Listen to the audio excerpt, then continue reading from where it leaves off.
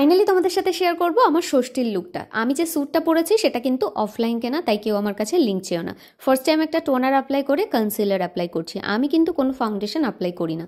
Concealer apply করার পর একটা ব্রাউন কালারের আমি আই করলাম, আর হালকা করে একটু ব্লাশ আর হাইলাইটার অ্যাপ্লাই করে নিলাম। যেহেতু ভীষণ গরম বাইরে, তাই খুব একটা মেকআপ কিন্তু আমি করছি না।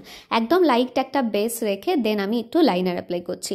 আজকে কাজল পরবো না, কারণ কাজলটা আমার বেশ অন্য কোনো সালোয়ারের সাথে পরবো বলে আমি চোখটাকে সেভ করে রাখি। কি পরবো ভেবে পাচ্ছিলাম না, দেন এই ব্যাঙ্গেলসটা অ্যাড করে দুটো শাখা পরপর আমি অ্যাড করে নিয়েছি। কেমন লাগছে তোমরা অবশ্যই আমাকে কমেন্ট সেকশনে জানিও।